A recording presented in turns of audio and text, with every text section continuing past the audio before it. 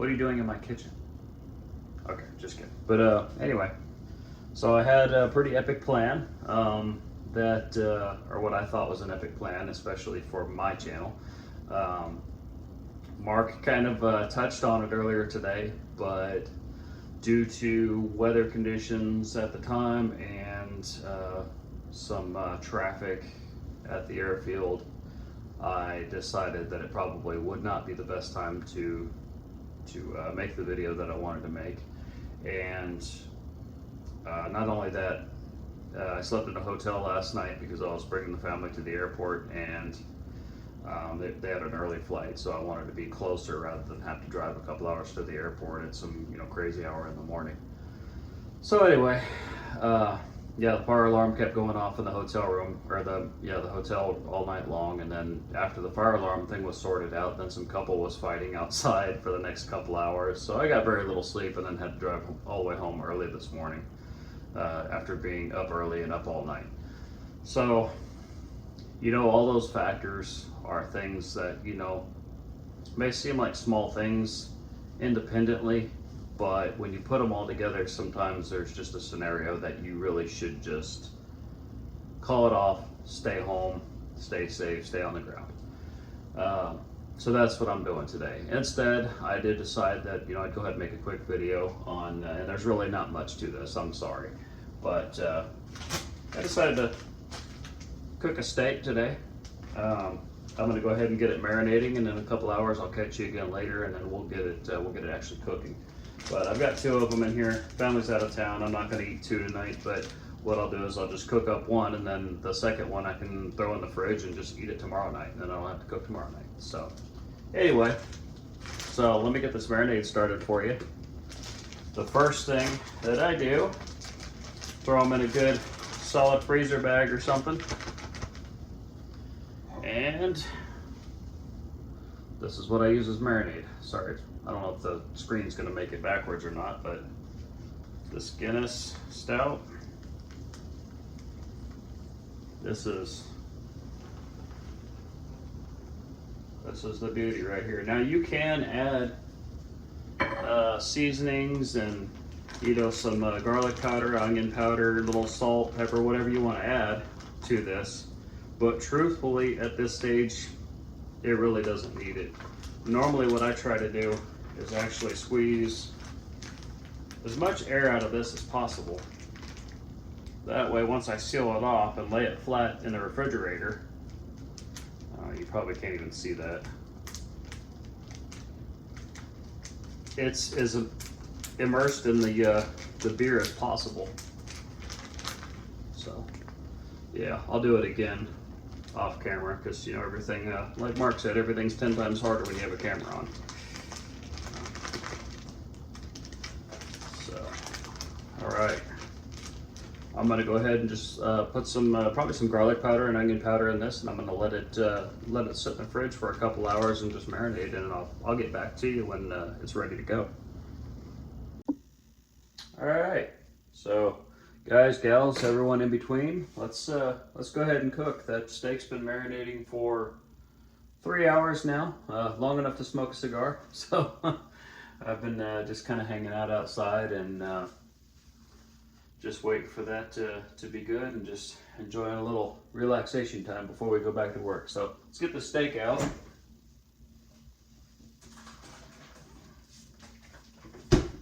And this is what we have here. So, been marinating. It feels nice and tender too. Good marbled steak. A lot of fat in it, but that's all right. Hey, round is a shape, right? So, let's go ahead and get these guys out on the cutting board. Oh man, the smell of that beer mixed with the meat is always amazing. All right, we'll slap those down. And you can actually see that beer is soaked into there so much that it actually started to change the color of the meat a little bit. So we'll throw that over there. We'll throw this over here. Just do a quick rinse. And what I like to use is Chicago steak seasoning, this Weber seasoning. You know, I guess you could use whatever you like, but this is just the one that I prefer. You can get it basically anywhere. So I'll just go ahead and put a good coating on each side.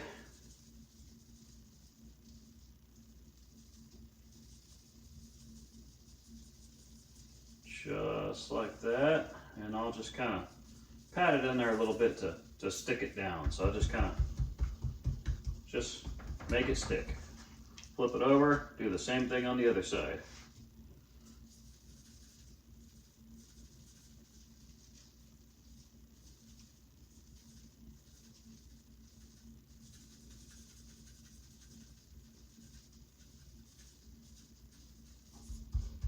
Nice.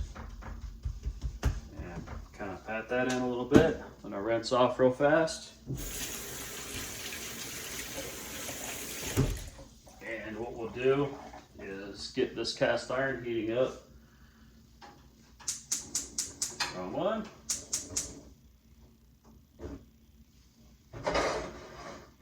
And we'll go ahead and get some butter.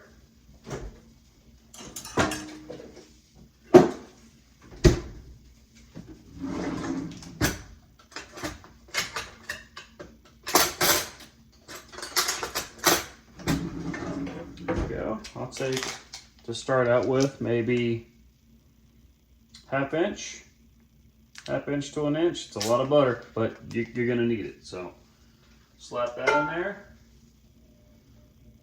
And we're just gonna let that all come to temperature. And I'll get back to you in just a second here.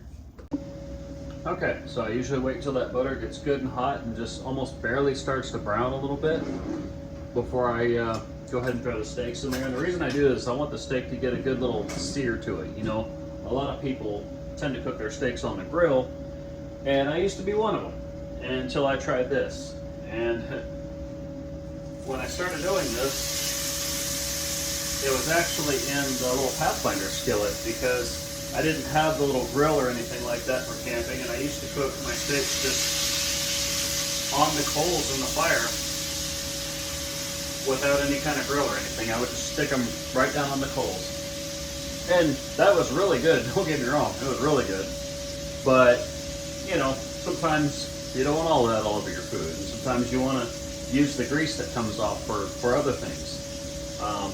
So I started bringing the Pathfinder skillet out and just would put some butter in there and cook up these steaks.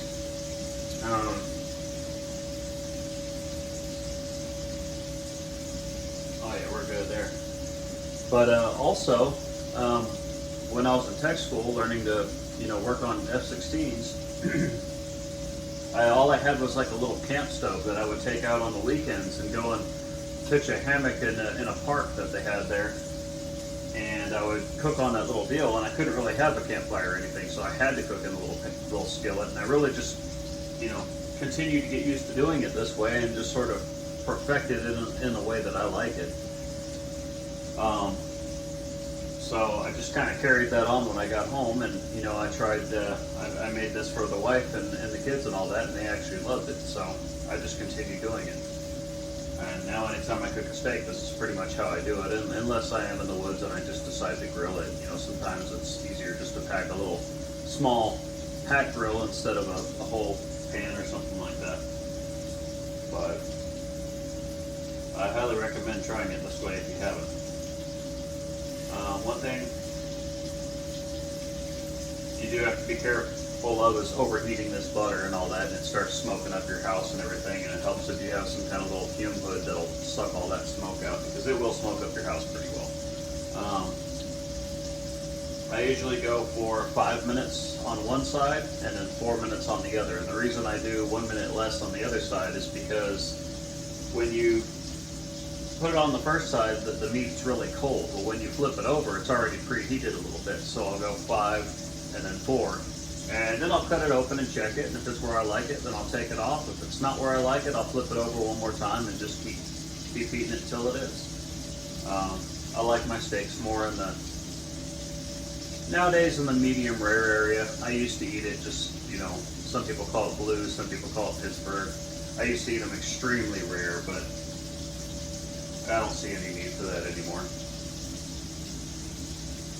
All right, we'll go ahead and let these go, and I'll come back to you when I flip them over. Okay, I'm gonna go ahead and bring you over here. Hopefully we don't have any mishaps.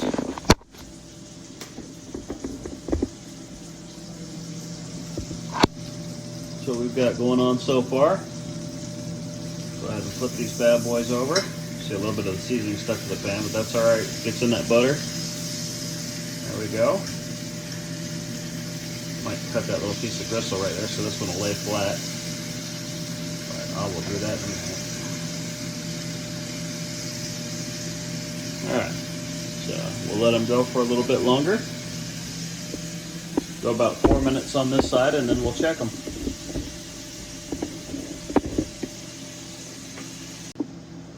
Okay, so we've got about 4 minutes on this side now, and let's take a look.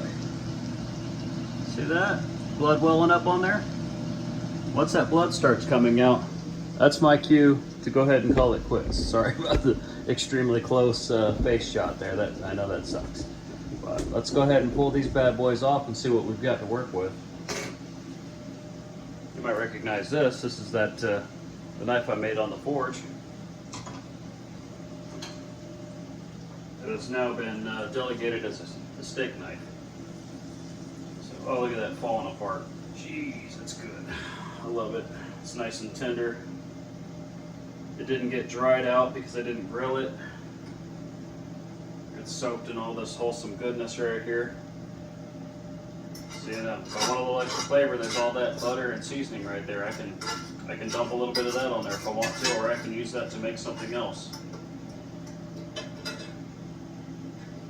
Let's see what we've got.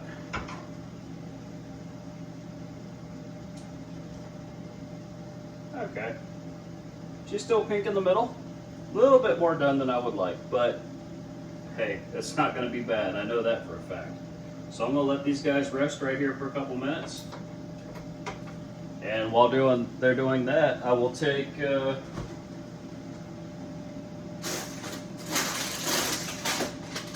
one of these little steamer bags.